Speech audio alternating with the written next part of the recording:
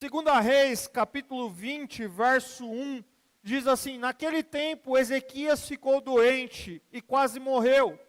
O profeta Isaías, filho de Amós, foi visitá-lo e lhe disse: Assim diz o Senhor, põe em ordem a sua casa, pois você vai morrer, não se recuperará.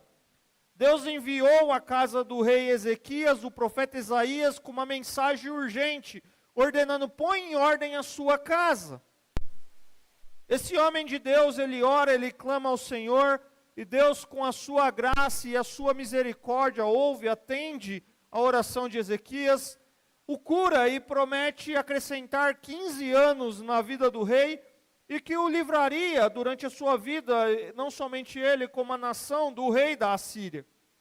E nós estamos utilizando esses versos e utilizando aqui no bom sentido, como uma divisa, como um ponto de partida, pensando na mensagem do profeta que está alertando Ezequias a colocar a sua casa em ordem, a colocar a sua família em ordem, a alinhar a sua casa com os conceitos e com os valores estabelecidos pelo Senhor. Essa é uma palavra direcionada para nós que também vivemos e somos desafiados a viver em família. Esse tema, ele nos desafia porque nós precisamos colocar em ordem o nosso casamento, colocar em ordem a nossa família, a nossa casa, os nossos valores, os nossos filhos. Porque colocando em ordem, não somente a nossa família será transformada e abençoada, como a igreja composta de famílias também será abençoada. Nós falamos a semana passada que em Jesus, famílias problemáticas também encontram esperanças e restauração. E nós estamos então ao longo deste mês, em uma jornada que nos leva a voltarmos os nossos pensamentos, as nossas vidas e nossas famílias a Deus. E para isso precisamos voltar para a palavra de Deus, onde nós vemos que Deus estabeleceu a família. Onde nós vemos que Deus nos ensina os fundamentos de como viver família. E quais são os seus valores e quais são os seus projetos para a família. Deus, ele é o Criador. Deus, ele é o iniciador do homem, da mulher, criados à imagem e semelhança de Deus. E os primeiros capítulos do livro de Gênesis apresentam o casamento como algo cujas raízes se encontram no ato divino da criação da humanidade, a sua imagem como homem e mulher. Nós falamos a semana passada sobre o chamado de Deus e o modelo bíblico para homens de verdade, masculinidade cristã. E nós vimos que tanto o homem como a mulher foram criados por Deus, tendo o mesmo valor diante do Criador. Não há diferença entre os sexos no que se refere à relevância e importância diante de Deus. A Bíblia descreve uma ideia de complementaridade entre homem e mulher. E por serem criados como seres complementares, homens e mulheres devem reconhecer que existem também entre eles algumas diferenças. E não tentar eliminá-las ou apoderar-se um do outro. Porque os homens foram dotados por Deus de características e funções, papéis diferentes das mulheres. E nós pensamos e vimos alguns exemplos do que a sociedade fala sobre o que é ser um homem de verdade. Nós vimos o exemplo de Cristo, e nós vimos a importância de assumir a missão que Deus colocou sobre a nossa responsabilidade para colocar a nossa casa em ordem como homens. E se você não ouviu a mensagem, está disponível lá no YouTube, e eu convido você a acessar o canal da igreja e ouvir, porque hoje eu vou falar sobre mulher. E você vai me ouvir falando de mulher e falar: mas ele pensa isso sobre mulher. Mas eu já falei o que eu penso sobre homem à luz da palavra de Deus. Então está lá. E hoje nós vamos falar sobre mulher. feminilidade cristã. Eu tenho a missão, e fiquei pensando e orando sobre isso, porque eu tenho a missão como ministro do Evangelho, como pastor, de explicar e de aplicar as doutrinas do Evangelho, da palavra de Deus, tanto para homens, como eu fiz a semana passada, como para mulheres, como estaremos com a graça de Deus fazendo hoje. E é um desafio quando nós pregamos e ensinamos sobre o nosso papel masculino e falamos sobre mulher e não sendo mulher. Mas é o nosso desafio como pregador expor as Escrituras para o homem todo, ou seja, para toda criatura de Deus. Para o homem, homem todo, homem masculino, e para a mulher, mulher toda, mulher feminina. E eu quero orar antes da gente entrar nesse processo nessa noite. Pai, obrigado por esse tempo. Nós queremos ouvir a voz do Senhor, ó Pai, como já ouvimos aqui. Nos ajude, ó Pai, com a graça de Cristo Jesus, a colocar a nossa casa em ordem. Nós já estamos meditando sobre o papel do homem, como fizemos a semana passada. Já introduzimos aqui, queremos falar sobre o papel da mulher. A semana que vem nós queremos falar sobre filhos que honram os seus pais. Nós queremos encerrar esse mês pensando na ideia de não negligenciarmos a nossa casa, a nossa família.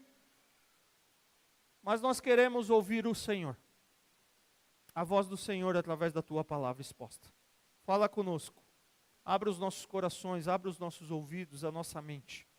Essa é a minha oração em nome de Jesus. Amém.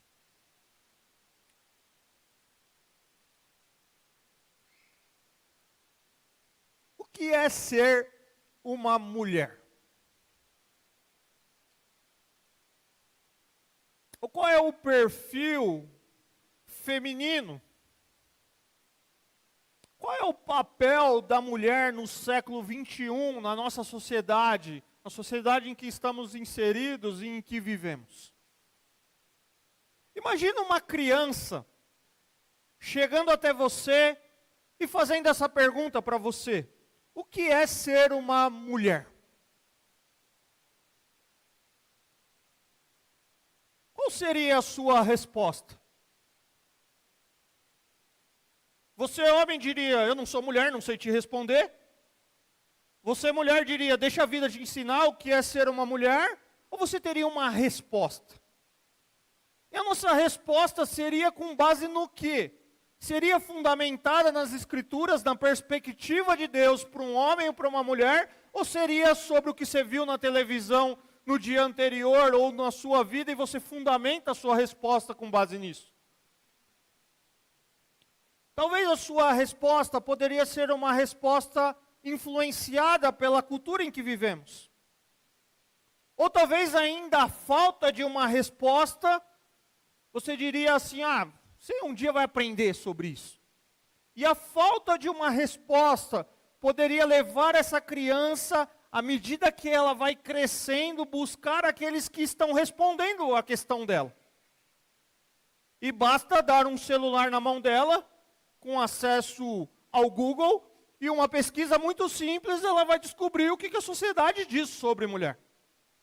Basta dar um aparelho de celular para ela, ou um acesso livre no YouTube, e ela vai ver alguns influencers, inclusive alguns militantes, dizendo o que é ser mulher.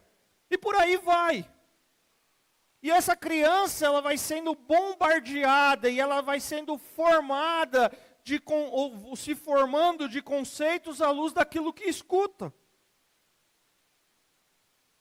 E a minha pergunta é: se nós estamos respondendo à luz daquele que nos criou? À luz daquele que criou a mulher? Fazendo uma pesquisa simples no Google sobre o que é ser mulher, eu encontrei algumas afirmações onde duas fontes diziam assim. A primeira delas: as jovens da atualidade entendem que homens e mulheres precisam ter as mesmas oportunidades, dividir responsabilidades. Com o crescente número de mulheres ganhando independência financeira, diminui a influência dos homens como maridos e pais nas decisões sobre os rumos das suas vidas. Tendo seu próprio dinheiro, elas conseguem impor suas opiniões e investir no seu crescimento pessoal e profissional. Estamos ganhando cada vez mais espaço e impondo as nossas próprias regras. É isso que a sociedade tem dito. E tem algumas verdades aqui, mas está recheada de algumas coisas que a gente precisaria analisar aqui, não é o papel aqui fazer.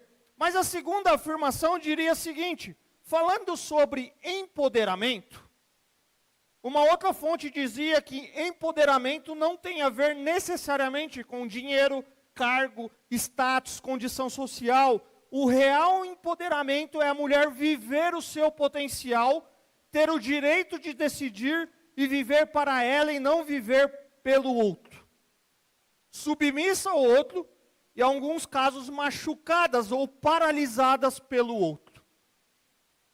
São duas fontes aleatórias de algumas revistas aqui, eu tenho as citações aqui, que estão respondendo o que é ser mulher.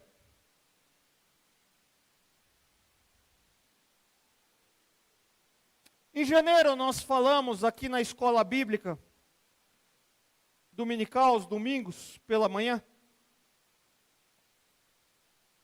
sobre cosmovisão cristã. E nós dissemos que na perspectiva da cosmovisão, todos nós, de alguma forma, interpretamos o mundo em que vivemos. E essa interpretação traz subsídio, ou seja, dados, informações, para responder questões como, por exemplo, de onde viemos, para onde vamos. E para nós cristãos, o maior critério pelo qual julgamos nossa cosmovisão é a Bíblia. A cosmovisão não cristã, ou seja, a visão de mundo que não é pautada de uma forma cristã, ela demonstra uma total autonomia, independência de Deus, das Escrituras. Ela vê o mundo de um ponto de vista não do seu Criador, não bíblico. Mas a cosmovisão cristã, ela está comprometida, ela é submissa a Deus e a sua palavra. Isso significa que ela leva em consideração Deus, a sua criação, a sua palavra, Cristo como palavra encarnada, como um ponto central para toda a verdade. E o crente, quando ele responde questões como essa, ele deve considerar essa perspectiva submissa a Deus e a sua palavra. Então pensa comigo nessa criança fazendo, e obviamente o tempo não me irá permitir totalizar aqui o que nós poderíamos dizer o que era um ser uma mulher, mas pense você respondendo biblicamente para essa criança o que é ser uma mulher. E aí você abriria a sua Bíblia com ele, eu peço para você abrir, Gênesis capítulo 1, versos 27 e 28.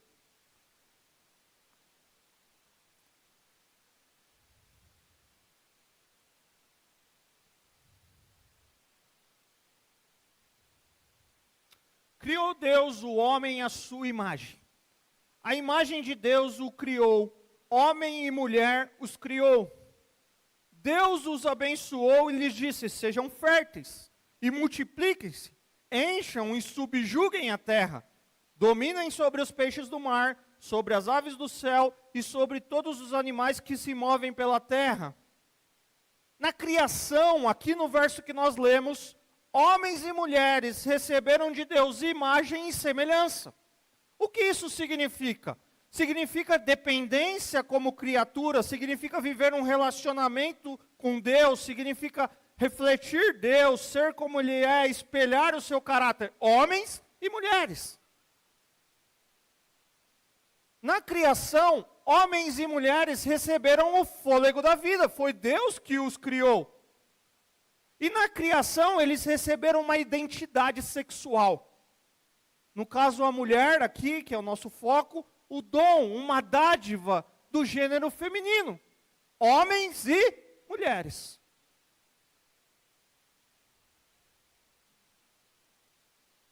E óbvio que se nós olharmos de uma forma muito simples para a história, as mulheres têm um histórico de opressão. A sociedade caída e pecadora fazem ou fizeram as mulheres serem vítimas do pecado dos homens, que inclusive diminuem as realizações das mulheres. Inclusive, ao longo das histórias, limitou a sua liberdade, talvez por razões egoístas. Alguns homens abusam sexualmente das mulheres, outros abusam de forma geral das suas esposas, dos seus filhos, degradam a mulher através da pornografia, agridem, e ainda tem hoje esse termo muito comum, feminicídio, essa violência doméstica, assassinato da mulher. Esse mundo caído é cheio de injustiça, discriminações, e possuem os extremos do machismo, de um preconceito institucionalizado, e faz com que a mulher, historicamente, seja alvo dessas injustiças e discriminações por parte da sociedade. Nós falamos no Dia da Mulher aqui sobre Dorcas. E ali eu fiz uma análise que muitas vezes as mulheres, infelizmente ignoradas, menosprezadas, desvalorizadas, mal remuneradas, agredidas fisicamente e emocionalmente, não recebem o devido cuidado que merecem. E têm utilizado recursos ou meios para protestarem e reclamarem a sua dignidade. E eu acho que isso tem uma razão até um certo ponto. O problema são os extremos. Os extremos desses movimentos feministas que, dentre tantas coisas, incentivam a mulher a competir com o homem, levando-a a abandonar toda e qualquer possibilidade, talvez, de constituir família, que desconsideram ideias e princípios, valores cristãos para mulheres, e vai tirando da mulher essa decência, esse pudor, essa doçura, essa submissão. Isso está aí na sociedade. Se você fizer algumas pesquisas, e eu não quero falar isso exaustivamente aqui, sobre o movimento feminista, você vai ver que os autores dividem esse movimento em 3 ondas, ou seja, em 3 fases. Alguns afirmam que esse movimento, até o ano antes de 1960, foi um movimento com ideal bom, de uma certa forma até piedosa, talvez tentando de alguma forma, mesmo que indiretamente, resgatar a ideia das mulheres, que essa ideia de mulheres e crianças são imagens de Deus e podem exercer os seus dons e habilidades na sociedade. Mas a segunda onda desse movimento, a partir de 1960, veio com o ideal de autorrealização. A ideia do amor livre, do afastamento da tradição, incluindo qualquer coisa cristã, colocando o questionamento dos gêneros convencionais, relacionamentos, ideias, papéis e famílias, e não apenas questionando, mas colocando isso como opressivo, como atrasado, e até mesmo com invenções de homens poderosos para manter as mulheres vulneráveis na sociedade. Há uma grande diferença, queridos, entre lutar, restaurar os direitos dados por Deus às mulheres e colocá-los acima tanto dos homens quanto de Deus. Mas há uma terceira onda desse movimento. E ele surge a partir de 1980. E esse movimento, a partir de 1980, ele vai se tornando mais ideológico.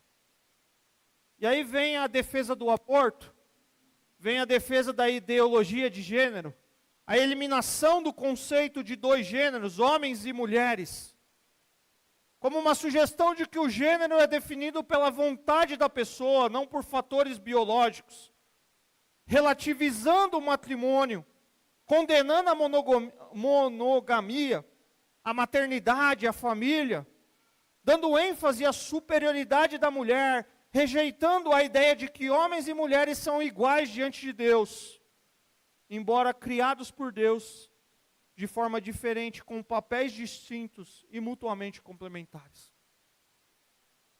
Recentemente, estava vendo as notícias da internet e me chamou a atenção uma informação ali. Um ator famoso registraram a namorada dele beijando uma outra pessoa. E aí, estou falando o que eu li, tá? Não estou dizendo que essa foi a entrevista dele, porque eu não posso comprovar a veracidade. E aí, lendo sobre isso, o questionamento, ele falou, não, a gente tem um relacionamento livre. A ideia que o feminismo traz de sair desse patriarcado masculino e você tem um relacionamento livre. Isso é um exemplo do que a sociedade tem imposto. O importante é você ser feliz, o importante é você viver a sua vida. Aí talvez você está me ouvindo e você pense, não são todas as feministas que pensam assim. Pode até ser que isso seja uma verdade. Mas o que você pensa que está por trás quando alguém diz, ou o entretenimento cinematográfico coloca isso, o homem não vale nada. Homens não prestam. Não servem para nada. Homens não são confiáveis. É óbvio que existem homens com esses traços. Mas estão em desobediência à palavra de Deus. E os homens não podem ser generalizados dessa forma. Ou ainda falam ou demonstram coisas do tipo, a mulher precisa competir com os homens. Casamento, famílias e filhos são desnecessários. Eu vou estragar o meu corpo? O que importa é ser feliz, faça o que quiser, inclusive com o seu corpo e com sua vida sexual. Mulher não precisa de homem algum, a humanidade, a mulher não precisa de Deus. Defender a visão bíblica, queridos, da feminilidade e da masculinidade é impopular em nossa sociedade, muito mais da feminilidade. Mas esse feminismo ideológico impactou e tem alterado profundamente o conceito da nossa cultura à luz da palavra de Deus do que significa ser mulher.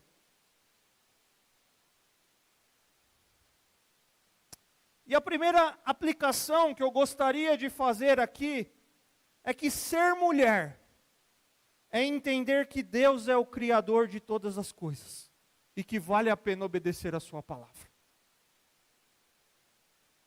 É entender que Deus te deu a dádiva, o dom, o presente de ser mulher.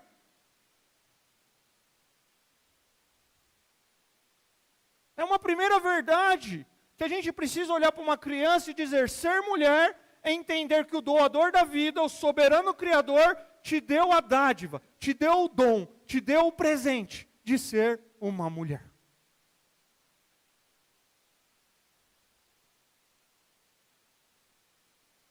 Ser mulher é receber pela graça e para a glória de Deus o dom da vida, o dom do gênero feminino.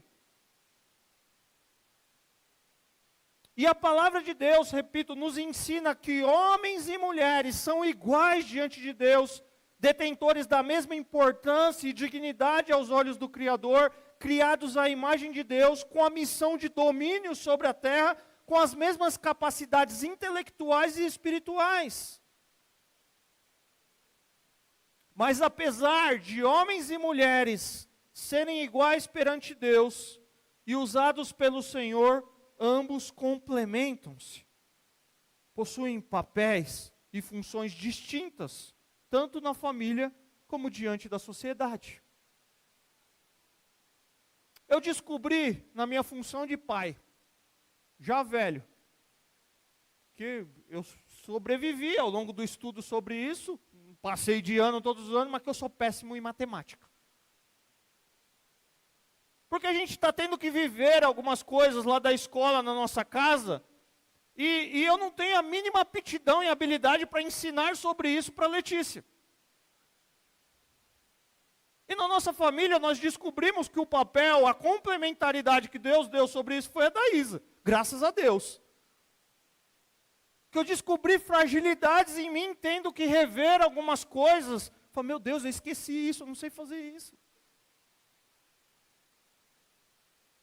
Na família, Deus nos deu papéis de diferente. Eu não estou dizendo que a responsabilidade de ensinar a Letícia é da Daísa. Eu estou dizendo que na minha fragilidade, Deus me complementou com a Daísa. Percebem? A família é isso, queridos. Colocar a casa em ordem é a gente entender que não adianta pôr o Bruno para explicar matemática para a Letícia que vai dar ruim. E você tem os seus exemplos de complementaridade lá na sua casa. Talvez se você deixar seu marido pagar as contas, vai dar ruim. Você vai ter que administrar as finanças ali, pagar no banco, na data certinha, porque o cara é péssimo em organização. Essa é a ideia, queridos. Nós somos, eu estou generalizando, mas para a gente pensar aqui, que em casa, na nossa casa, nós temos papéis diferentes. Deus nos fez diferentes nessa ideia como missão, mas na ideia de complementaridade. O homem recebeu de Deus a missão de ser o líder do lar, de proteger, de prover, de amar de forma sacrificial a sua esposa, mas a mulher, de acordo com Gênesis 2,18, diz, o Senhor declarou, não é bom que o homem esteja só, farei para ela alguém que auxilie, que lhe correspondam. Eva foi feita para complementar Adão, foi criada como sua auxiliadora, ajudadora idônea. Homens e mulheres, criados a fim de serem instrumentos para a glória de Deus. E a Bíblia nos ensina, inclusive através das leis do Senhor que proviam respeito e proteção às mulheres, que as mulheres devem ser honradas e tratadas com dignidade e respeito. Então é um erro quando a mulher sofre a opressão, mas é um erro também quando a mulher, à luz da sua palavra, não entende o seu papel.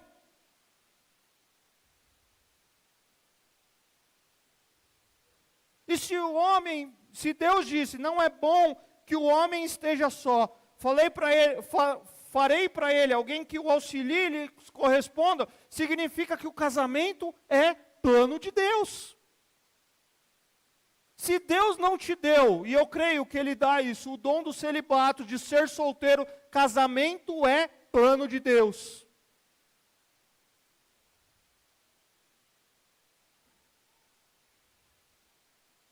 Então, ser mulher é receber, é entender que Deus é o Criador e te deu o dom, o presente, a dádiva, como sinônimos do dom feminino, da feminilidade, mas ser mulher também é receber a bênção que Deus dá de desfrutar de um casamento.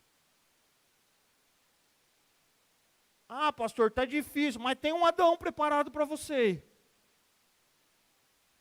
Porque se Deus não te escolheu para ser solteiro, ser mulher é desfrutar de um casamento, da dádiva de um casamento. Óbvio que tem nas fases da vida, as dificuldades, uma série de coisas, eu não estou menosprezando isso, mas o problema é que a nossa sociedade relativiza a essência do casamento. Ah, não, homem não presta. Então, se homem não presta, por que você vai casar? Você está casando com alguém que você sabe que não presta. Concorda comigo?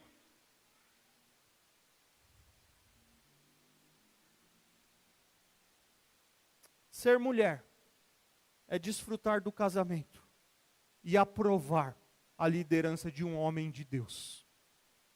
Um homem digno, sendo inclusive submissa ao seu marido. E agora melou tudo aqui, submissa. É ter convicção de que Deus é quem indica o caminho para a realização plena, pois foi Ele que criou a mulher e seu plano visa a sua felicidade, ou seja, para a glória de Deus. o casamento é um princípio universal para homens e mulheres, exceto para aquelas pessoas que são chamadas para permanecerem solteiras. Gênesis 2, 24. Por essa razão o homem deixará pai e mãe e se unirá à sua mulher, e eles se tornarão uma só carne. Efésios 5, 21, 22 e 24. Sujeite-se uns aos outros por temor a Cristo. Mulheres, sujeitem-se aos seus maridos como ao Senhor. Assim como a igreja está sujeita a Cristo, também as mulheres estejam em tudo sujeitas aos seus maridos. Do mesmo modo, mulheres, 1 Pedro 3, 1 e 2. Do mesmo modo, mulheres, sujeite-se aos seus maridos, a fim de que se alguns deles não obedecem à palavra, sejam ganhos em palavras pelo procedimento de sua mulher, observando a conduta honesta e respeitosa de vocês. E o que gera em crise sobre isso é: submissão ainda é válido para o século 21? Talvez alguém perguntaria. É válido dizer que a mulher, um dos seus papéis é ser submissa? Tem um princípio de interpretação bíblica, e aqui eu vou abrir um parênteses, que quando nós lemos as Escrituras, a verdade de Deus é atemporal. O que isso significa? Ela não está limitada a um tempo. Ela não está restrita a determinadas épocas, culturas, classes sociais, gostos ou ênfase de determinado grupo. Ela permanece como verdadeira verdade que perdura no tempo e se perenizará na eternidade. A palavra de Deus, com seus preceitos e princípios, promessas, permanece para sempre nos conduzindo nessa vida e em segurança e eternidade, fecha parênteses. Ou seja, a palavra de Deus não está limitada no tempo, dentro daquilo que é princípios. E o texto de Efésios diz para nós que a mulher tem que ser submissa, ou sujeita, conforme a sua versão aí. Agora é interessante que esse conceito de submissão, ele é mútuo. Ele está ligado ao temor de Cristo. Uma ordem dada a marido, esposa, aos pais e filhos. Jeremy Camp define submissão, ou dá uma das definições ali que ele apresenta de um outro autor, dizendo assim: submissão é render uma obediência inteligente e humilde a uma pessoa investida por Deus de poder e autoridade. A mulher submissa é aquela que está debaixo da missão do seu marido. Debaixo do marido? Que o marido pisa? Não, debaixo da missão do marido. E nós já falamos da missão do marido a semana passada, certo? Tranquilo nossa missão.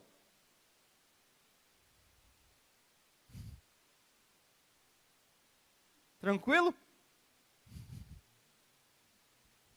O homem é incompleto sem a mulher, e há uma mulher perfeita para cada homem.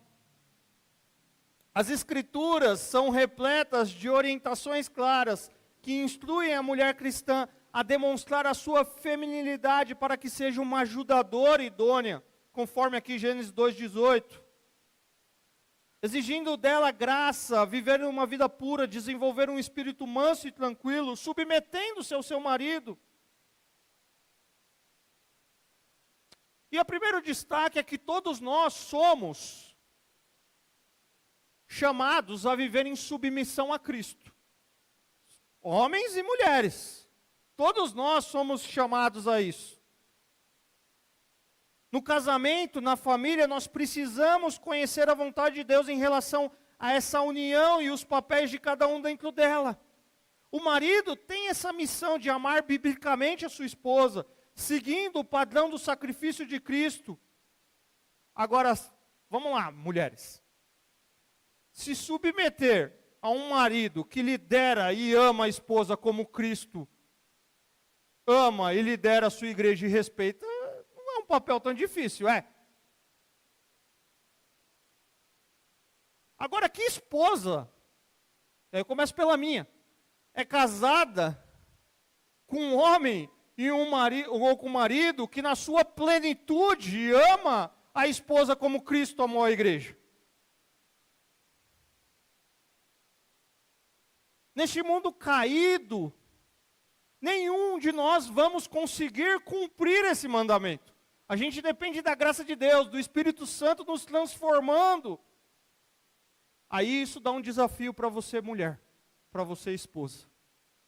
Porque você vai ter que aprender a amar e caminhar com alguém que é falho, que está sendo transformado.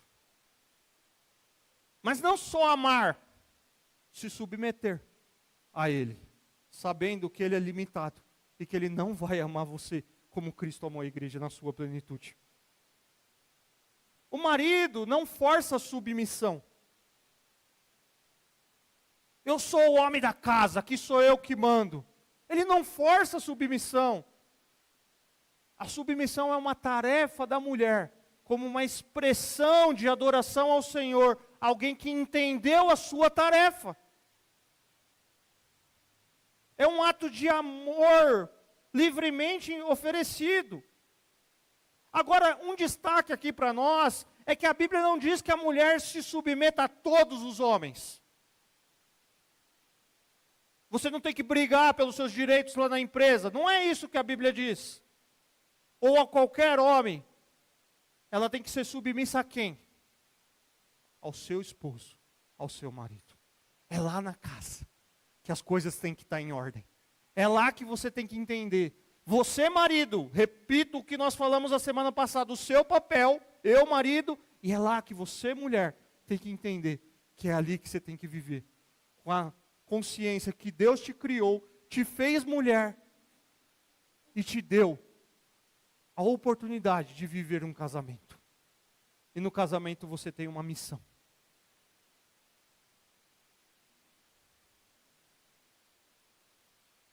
Alerta aqui é para nós homens, porque a submissão à esposa, ao marido, é colocada em um contexto de casamento, repito, do qual o marido é chamado para ser como Cristo, entregando a sua vida por ela, colocando-a em primeiro lugar, servindo-a, cuidando dela, amando-a, sempre da mesma forma sacrificial, de entrega da própria vida, como Cristo ama a igreja.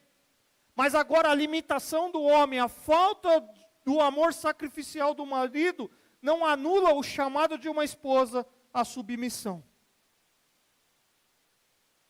Mas de fato, ela também precisa da graça de Deus, porque isso torna difícil esse princípio.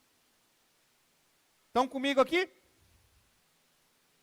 O fato do cara ser falho não anula a sua responsabilidade, mas você precisa de graça de Deus, porque amar alguém que é falho não é fácil. Se submeter a alguém que é falho, ou ser essa ajudadora idônea, essa ideia da complementaridade em alguém que você conhece os defeitos, não é fácil. E a gente conhece defeito um do outro em casa. Se eu desse 3 minutos aqui para a Daísa falar do Bruno, eu acho que ela falaria de coisas boas. Mas se o ponto fosse negativo, ela gastaria os 3 minutos falando de ponto negativo. Desse mais 3 minutos para minha mãe falando, ela falaria coisas boas, mas se o foco fosse ponto negativo, ela ia passar os 3 minutos falando do Bruno, dos pontos negativos. Quem aqui quando criança já está com um tijolo na mãe? Eu já. E minha mãe fala isso até hoje. Eu falo, mãe, perdoa, eu não tinha noção disso. Sabe esses tijolinhos? Ela fala que casa em construção, por algum motivo de revolta, a criança joga o brinquedo, eu joguei o tijolo. E talvez ela começaria falando assim, o Bruno, quando criança, jogou um tijolo, era chorão demais, muito manhoso. Porque é lá em casa que a gente é de verdade, pessoal. Em casa não dá para pôr máscara. Em casa não dá para fingir ser alguma coisa o tempo todo. Em casa nós somos. E nós temos um pecado, o pecado original que desfigura a imagem de Deus em nós, o ideal de Deus para a família. Mas como nós podemos viver isso que nós estamos pregando aqui em Cristo? Nós precisamos conhecer a verdade do Evangelho. Porque Deus em Cristo Jesus já providenciou tudo que as nossas famílias precisam para experimentar graça, transformação. E em Jesus nossas famílias precisam em Jesus nós encontramos a restauração da que as nossas famílias precisam. Em Jesus, o ideal de Deus para a família volta a ser conforme o plano original. Talvez o que falta lá na sua casa, queridos, ou o que faltou por algum problema que você já teve, e sofrer a dor de uma casa desorganizada que talvez te machucou e deixou sua vida fora de ordem, é reconhecer Cristo Jesus. Porque quando a casa está fora de ordem, a família bagunça, muitas vezes a gente bagunça, a nossa vida bagunça. E o que a gente precisa é de Cristo Jesus.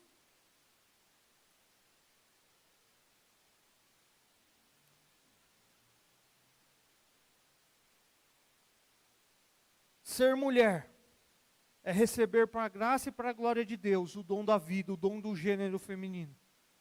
Ser mulher é receber a bênção que Deus dá de desfrutar de um casamento. Por isso, mulher, escolhe um homem de Deus. E ser mulher é desfrutar da sabedoria que vem de Deus.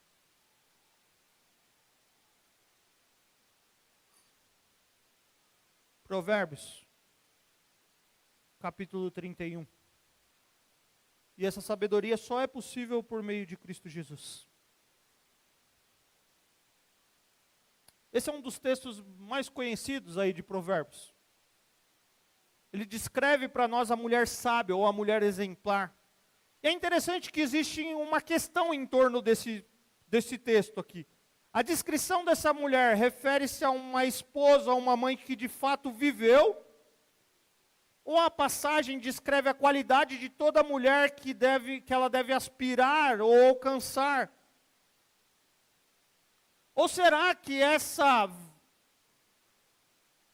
passagem descreve a mulher virtuosa como uma personificação da sabedoria que o próprio autor de Provérbios, vai tratar ao longo do livro? A grande questão é, resumindo, ela é de verdade ou ela é imaginária? A interpretação tradicional do texto enfatiza sua aplicação na vida da mulher que deseja ser virtuosa, ou seja, aquilo que você aspira. E existe um desafio para as mulheres imitarem esses princípios. E essa passagem, eu penso que ela não está aqui para criar em você um complexo de inferioridade.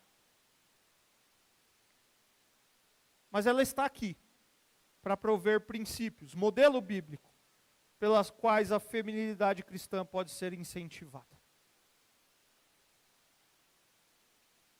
Essa mulher, eu entendo, que ela representa o ideal que toda mulher deve aspirar a imitar. E ninguém sem um relacionamento com Deus, através de Cristo, poderá viver uma vida sábia. E a mulher, e aqui também incluo nós homens, que são sábios, possuem um coração aberto a aprender por meio da palavra. E se você ler Provérbios com calma, você vai ver aqui pelo menos 11 princípios, e eu vou citar 3 de uma forma mais geral aqui, que auxiliam a mulher a viver a feminilidade e as virtudes de uma mulher que está sendo transformada por Deus. O que deve ter na vida dela? Provérbios 31, 10 e 12.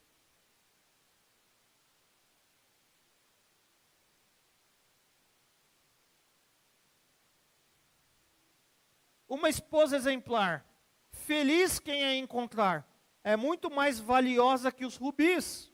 Seu marido tem plena confiança nela e nunca lhe falta coisa alguma. Ela só lhe faz o bem e nunca o mal, todos os dias da sua vida. Aí você vai falar, meu Deus, então eu não estou casando com a mulher sábia. Mas aqui é aquilo que é o ideal que Deus planejou, que em Cristo é possível. A mulher sábia, essa mulher que recebeu a sabedoria de Deus, ela tem um valor inestimável. Ela tem um valor. Ela é rara, por isso ela é valiosa. ela é valiosa para o seu marido, ela confia em Deus. E por confiar em Deus, ela se torna confiável por seu marido. Ela é trabalhadora, ela é forte, ela é valiosa. Provérbios, a partir do verso 13, olha o que diz. Escolhe a lã e o linho, e com prazer trabalha com as mãos. Com os navios mercantes, ela traz de longe as suas provisões. Antes de clarear o dia, ela se levanta, prepara comida para todos os de sua casa, e dá tarefa às suas servas. Ela tem empregada aqui, tá? Ela avalia um campo e o compra, com o que ganha, planta uma vinha. Entrega-se com vontade ao seu trabalho, seus braços são fortes e vigorosos. Administra bem o seu comércio lucrativo, e a sua lâmpada fica acesa durante a noite. Nas mãos segura o fuso e com os dedos pega a roca. Acolhe os necessitados e estende as mãos aos pobres. Não teme por seus familiares quando chega a neve, pois todos se vestem de agasalho. Faz cobertas para a sua cama.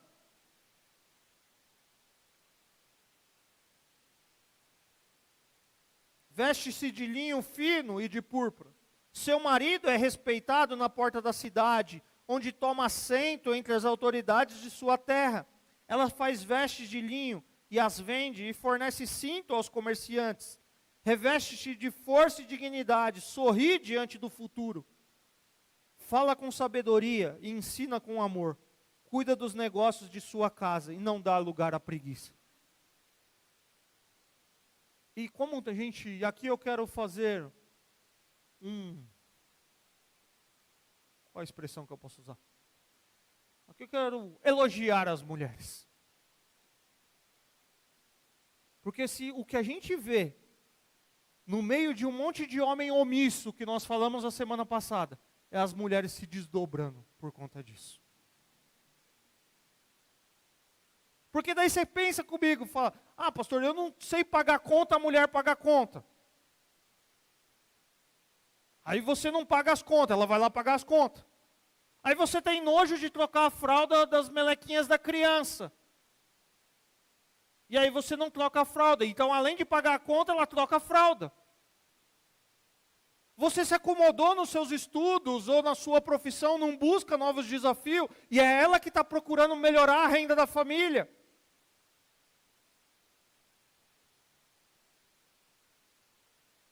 Por isso que a mulher recebeu de Deus, como o homem, essa sabedoria, mas aqui destacando a mulher, ela é trabalhadora, ela é forte, ela é valiosa. E se você tem essa mulher lá na sua casa, meu querido, honra essa mulher que Deus te deu. Porque Provérbios termina dizendo que ela recebe o reconhecimento. 31, 28 a 31. Seus filhos se levantam e a elogiam. Seu marido também a elogia, dizendo, muitas mulheres são exemplares, mas você supera todas. A beleza é enganosa e a formosura é passageira, mas a mulher que teme ao Senhor, essa será elogiada. Que ela receba a recompensa merecida e suas obras sejam elogiadas à porta da cidade. Ela recebe louvor, ela recebe elogios que vêm das pessoas mais próximas. Seus filhos, seu marido, todos reconhecem a virtude dessa mulher. Ela é uma bênção porque ela teme a Deus. E isso começa onde? Lá no seu lar. E se estende na comunidade em que ela está inserida. Ela faz o bem a todos ao seu redor. Ela expressa graça, beleza, porque o Espírito Santo está operando em seu coração, transformando a sua vida, e o reflexo será visto em amor, o cuidado pelo seu marido, seus filhos, sua família, os seus irmãos na fé. Essa é a mulher. Obviamente tem muito mais, mas que a Bíblia descreve que talvez você deveria responder para aquela criança. Ela entende que ela foi criada por Deus, mulher. Que Deus deu habilidades para ela, que ela tem relacionamento com Deus, que ela tem inteligência, que ela tem mandato de cuidar da criação de Deus. Que Deus, de um determinado momento, vai dar para ela um marido, e que ela precisa de sabedoria, junto com seu marido, para colocar a casa em ordem. E a mulher que mostra feminilidade cristã é aquela que, com a graça de Deus, está sendo transformada e vive ou se comporta em harmonia com a vontade de Deus e glorifica a Deus com a sua mente, com a sua vida. Ela se quebranta a cada dia na presença de Deus. E ela diz: eu não quero ser a mulher que o mundo está dizendo. Eu quero ser a mulher que a Bíblia me ensina a ser.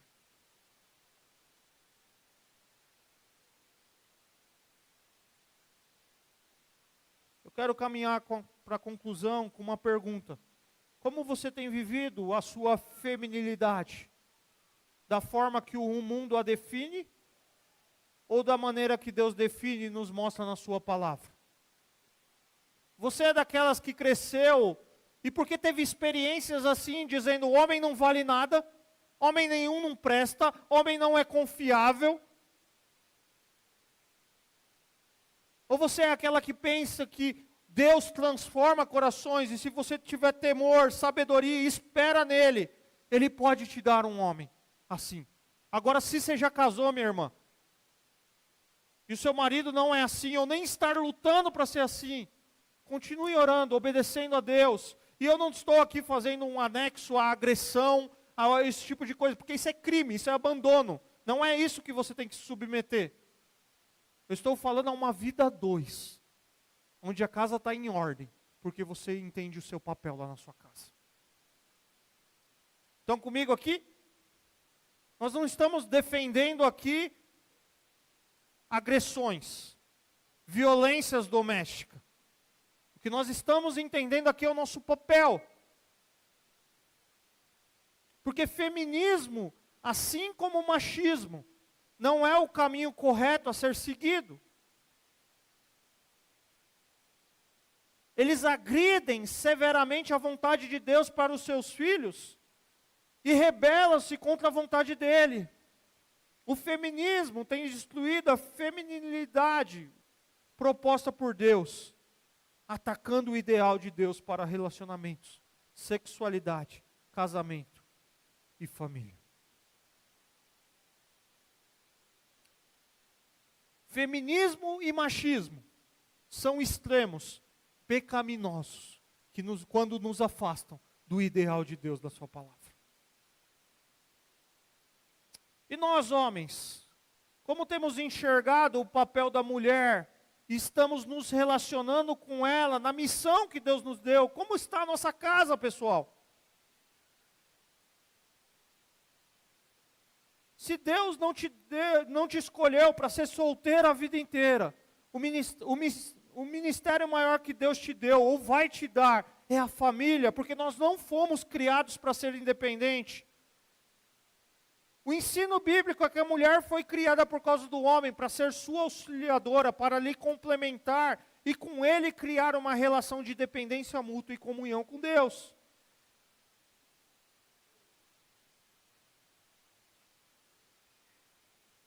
Nós precisamos olhar para o que Deus diz e nos posicionar biblicamente. E eu quero encerrar dizendo que por conta do pecado, existem as lágrimas, as dores, famílias sofrendo, porque nós vivemos em um mundo pós-queda. Nós precisamos de redenção e Deus providenciou um Redentor, um Salvador, Jesus Cristo. E quando nós nos prostramos diante da cruz, nós sabemos que nós podemos confiar em Jesus por causa do que Ele já fez por nós. A minha e a sua identidade, queridos, não está no que fazemos, não está no corpo, não está na estética, não está na habilidade, não está na sensualidade, na exposição, na carreira, na família, no empoderamento feminino.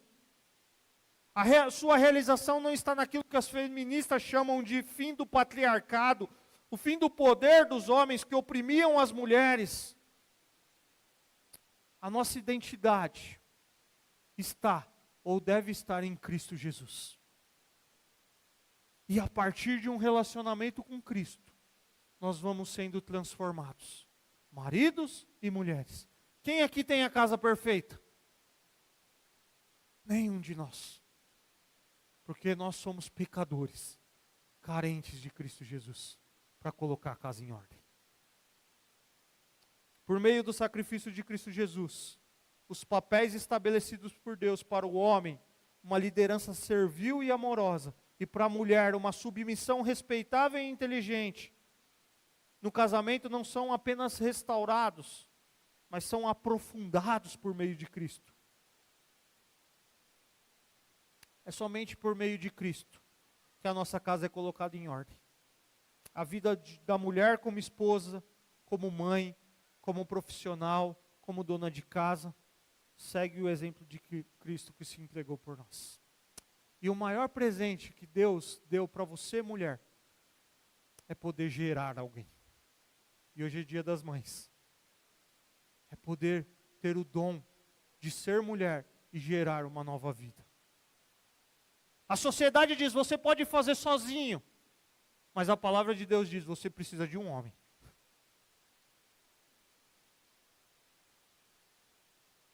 É isso que a palavra de Deus nos ensina.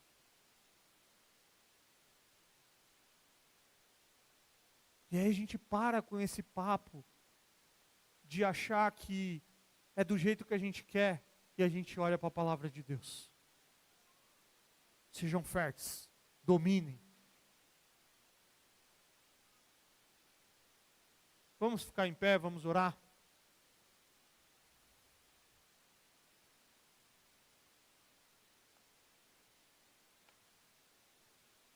A pergunta para nós é: como está a nossa casa? E nós já falamos sobre homens, já falamos sobre mulheres. Eu não quero que você, mulher, pense comigo aqui hoje sobre os erros do seu marido. Mas você, como está você como mulher lá na sua casa? E eu não quero que você, homem, assim como eu, pense no erro das nossas esposas. Mas nós, como está o nosso papel lá na nossa casa? Por quê? O que tem falhado em nós, que tem deixado a casa bagunçada? O que falta em nós de entendimento, de transformação, para que as coisas fiquem no lugar? É preguiça. Lá em casa, eu comecei o exemplo a semana passada, lá em casa tem coisas fora do lugar fisicamente, por falta de tempo, por preguiça. Por falta de prioridade. Mas quando a gente pensa num relacionamento, no papel, na vida em comum ali, não dá para ficar fora do lugar. É dar a mão um para o outro e falar, vamos caminhar junto. Talvez você sofreu dores, que você diga para mim, pastor, é difícil fazer isso. Nós nos tornamos amigos, ou talvez pessoas que convivemos na mesma casa, porque socialmente é muito triste deixar um outro. Mas se você crê no poder do Evangelho, não importa se você tem 1, 2, 5, 50, 60, 70 anos de casado, em Cristo Jesus uma família pode ser restaurada. E aquele cara que nunca te abraçou e disse um eu te amo, ele pode olhar para você e dizer eu te amo, porque Cristo Jesus está transformando o coração dele. Aquela mulher fria, dura, que talvez nunca pegou na sua mão, fora de um contexto de casa, ela pode dizer para você, eu te amo, e eu quero caminhar com você, eu quero viver a vida junto com você, eu quero ser velhinho junto com você. Eu me imagino velho ao lado da Daísa, mas um velho chato, mas com 40 eu já estou chato. Imagine se eu viver mais 40, um velhinho chato, mas que tenha prazer em dar a mão, em caminhar lentamente, com os passos que já não correspondem mais por conta da idade, mas dizer, nós escolhemos viver juntos. E quando as coisas saem do lugar, a gente depende de Cristo Jesus, para colocar novamente no lugar. Pai, obrigado pela Tua palavra. E que desafio meditar com profundidade na Tua palavra. Porque nós nos limitamos num escopo, numa ideia central, a semana passada, quando nós falamos para os homens, Nós nos limitamos hoje num escopo, numa ideia central, quando nós falamos para as mulheres, mas há muito mais na sua palavra sobre isso.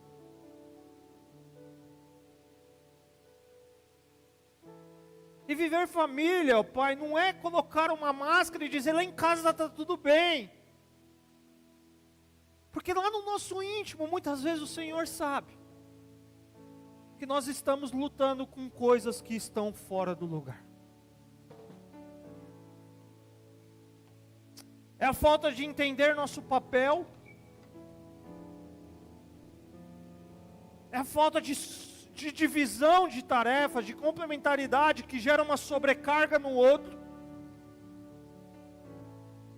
É o egoísmo do nosso coração pecador.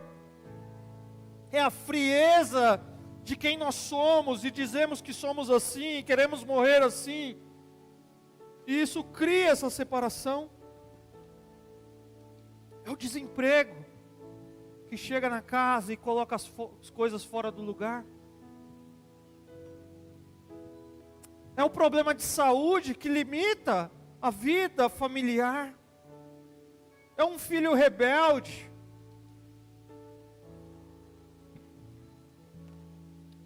São coisas que planejamos que saíram do lugar.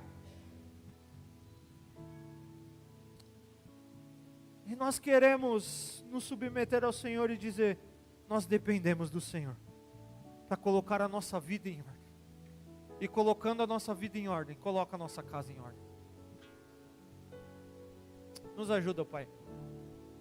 Nos transforma. E que diante de Ti toda máscara, toda dureza do nosso coração seja quebrantado, para que a gente adore ao Senhor. Que as mágoas dentro de casa, ó Pai, cessem. E que aqueles que foram machucados lá na sua casa, seja por um passado dolorido, seja por um abandono, uma rejeição, seja por uma violência, por uma traição, que o Senhor restaure esses corações, dando força para seguir a vida em frente, crendo que o Senhor é o dono da vida. E a nossa identidade maior, ou a nossa identidade tem que estar no Senhor. E nos ensine, e nos ajude a aprender a viver com essas dificuldades. E que o Seu nome seja engrandecido e conhecido através das nossas vidas. Essa é a nossa oração em nome de Jesus, amém. Que o Senhor te abençoe e faça brilhar seu rosto em ti, conceda sua graça e te dê paz.